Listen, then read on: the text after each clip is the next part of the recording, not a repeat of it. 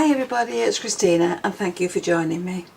So today I'm going to make the last of the trellis cards and then we'll move on to something else. But for this one I'm going to use really old products that I've had for a long time in my crafting stash. So the first thing we're going to do is create this flower, and this is from the Craft Your Life project kit called Never Stop Dreaming, and I'm going to create this flower for my card. I've also taken the Never Give Up from the stamps that are in the kit, and I've used this wood grain embossing folder to put some wood grain into some strips of card. Now you can wood grain the card first and then cut the strips, or cut the strips and then wood grain them, it's entirely up to you. So let's make a start with this. So I've cut myself a piece of card and I've put it into my stamping platform, and I'm going to stamp this stamp at the top there. Now this I can then turn the card around. Once this is fastened onto the panel, onto the lid, I can then turn the card around and stamp it again at the end of the card, and then I'll have two images which to colour. So the first thing we're going to do is, because we're going to emboss this with heat embossing, I'm going to put some talcum powder on the paper. So I'll just go over this sheet now with some talcum powder, and that will just take any sticky fingerprints off it or marks that will hold on to the embossing powder. And that's just cheap talcum powder in an old container. Now I'm going to use some Versamark and I'm going to stamp this onto my sheet. So we'll press that down, and just to make sure that it's stamped we'll do that twice.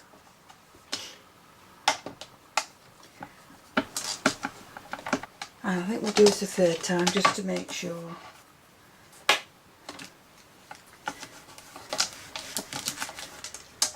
And once we've done that, we can sprinkle that with some gold powder. And then we can tip the rest back into the container. And so that I can heat them all up together, I'm going to do the other side. Now there are some little bits of the leaves that have been missed, and so I'm just going to go in there with an embossing pen and finish those off. And then once I add the ink again, the powder again to them, that will stick and it will all heat up then. So there we are, now that's completed. So I'm going to go away and heat this, and then I'll come back to you when it's done. Now to get the Versamark off the stamp, I'm just going to use a little bit of stamp cleaner and then give it a rub with a microfiber rag. And that will just clean that now, ready for use for the next time I want to stamp this design. So there's my image now, stamped and heat embossed, and I'm going to use the stencils to colour this in. Now these are the stencils that go with the set, and they are numbered. So this is number 1, this is number 2, and I can find the right way around. That's number 2, and this is number 3. So we'll start with number 1 and we'll place it onto the flowers as we need them. Now if you look on there, you've also got little etched marks, and that will show you where that needs to go on your design. So once we've got that in place, I'm just going to fasten this down with a magnet so that it doesn't move. And then I'm going to use little blending brushes to just blend these colours in. So I'm going to do the leaves in 2 different shades of green. So I'm using a dark and a light. I'm using Twisted Citron and some Rustic Wilderness. So we'll go in with the palest first, and we'll just go in along there.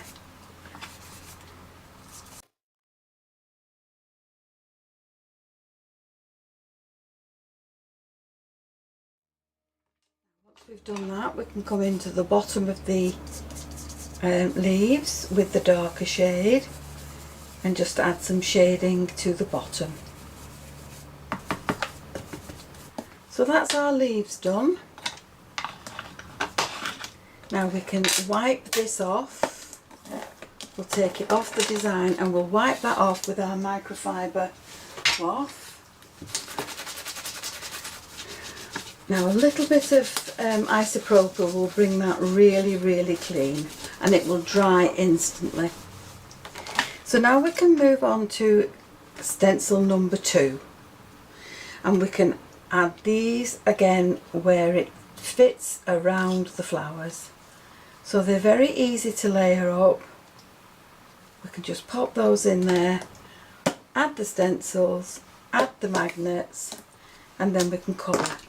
So now I think we'll do these in shades of lemon and orange. So I'm going to start with the palest colour, and to make sure that my brush is clean, I'm just going to scrub it off on my microfiber cloth. And then we can pick up the lemon and we can add this to the design.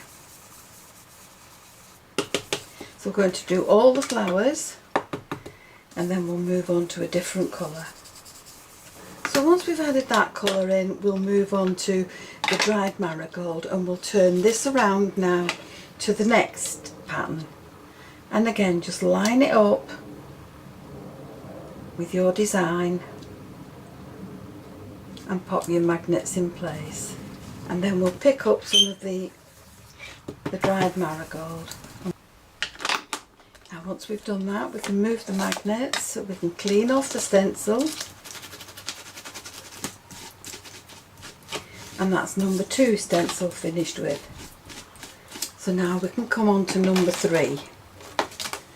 So if you look at the number 3 there, if you look at the design, you can pop this in place where it needs to go. Just follow the lines on your stencil. Pop your magnets in place just to hold it still, and we'll move on to the next colour.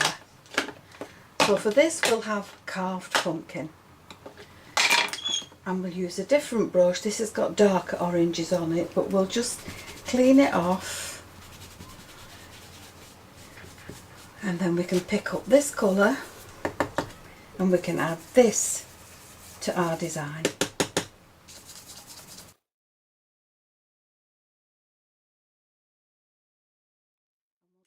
That done, we can take the stencil off again and clean it.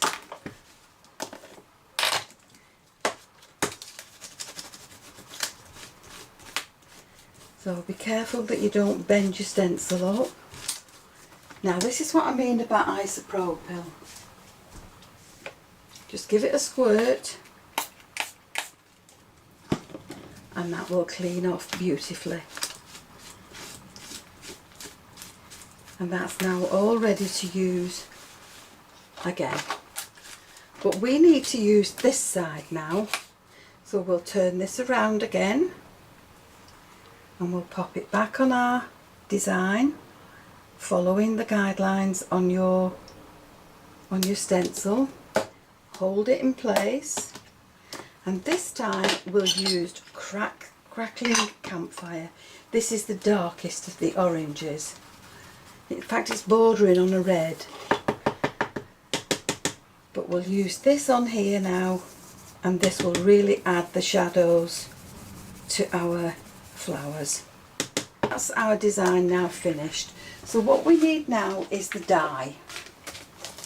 So for the dye, we need to take it out, we need to pop it onto the design, lining it up very carefully,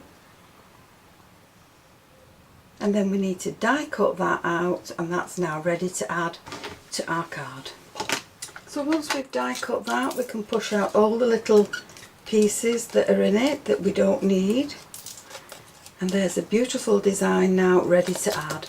Now just to bring that gold back, take your soft cloth, find a clean area and just go over your embossing.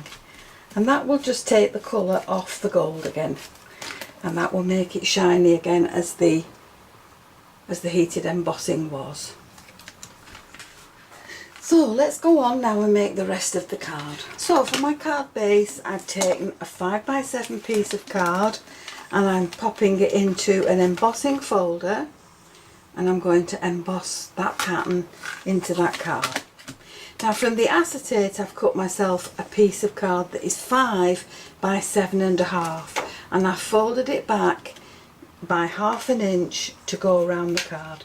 Now this is acetate that has the backing on the card, and that just keeps it clean, so you must remember to take that off, otherwise your card will look very cloudy. So I'm going to emboss it first and then we'll put these together. So there's my card embossed in the folder, and there's my piece of acetate. Now that's going to fasten to the front of that card along there, and then we'll take the backing off. Now to get the strips, I've used a really old folder. This is from Spellbinders, and I've popped a piece of white card in there and I've run that through, and then I've cut it into strips for my card. Then using the ink that's on my brush already, I have just gone down each side of these planks and just added some ink in. Now to add the acetate to your backing, I've used some really strong red line tape, and I'm going to pop this along the bottom so that it's level, and then I'm going to make sure that that's tucked in round the back. So once you've got your acetate in place, you can peel off your protective covering. And then if you wanted to, you could also do another 5x7 piece, and you could just add that to the back, and that will just hide the workings there that are on that card. Now with the back lined to hide the workings, we've got the acetate panel on the front, and we've got our strips. Now I'm just going to use 3, and I've trimmed 3 of them off to look like fence panels at the top.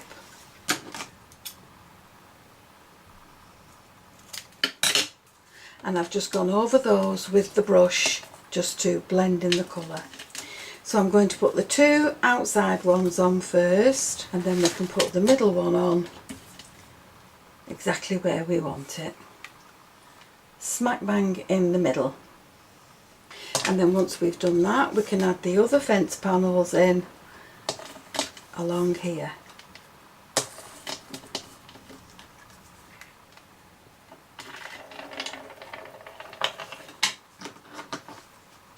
So once you have those glued in place, you can trim them off nice and neatly. And trimming them off from the back will give you a much neater finish for your cards.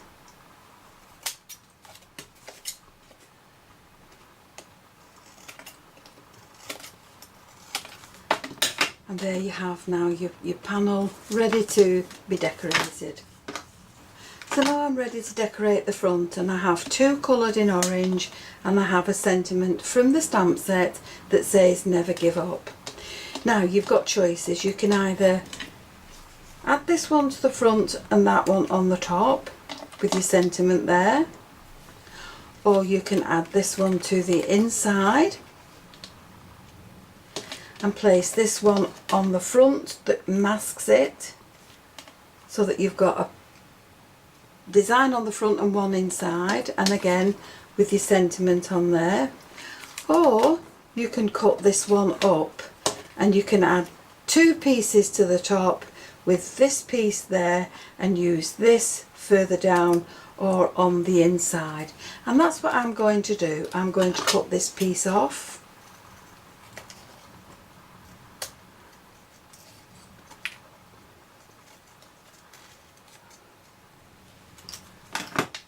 So we can add this to the front now.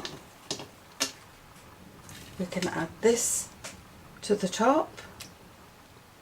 along there. We can add our sentiment in as long as it stays on the fence panel, that's fine.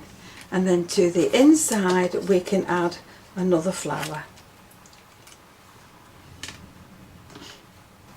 So there's my card. I've cut my flowers up a little bit more and I've added them to the inside.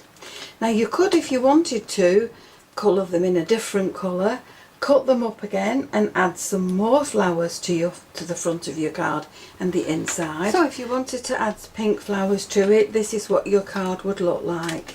But I'm just going to leave mine now as it is, and I will use those on another design. So there's another variation of the Trellis card, and I do hope you've enjoyed the video. And if you have, please join me on the next one, and why not subscribe to my channel, click the notification bell, and you'll always be aware when I add a new video. We'll move on to something else next week, but thank you for joining me on this one. I'll see you again soon. Bye for now.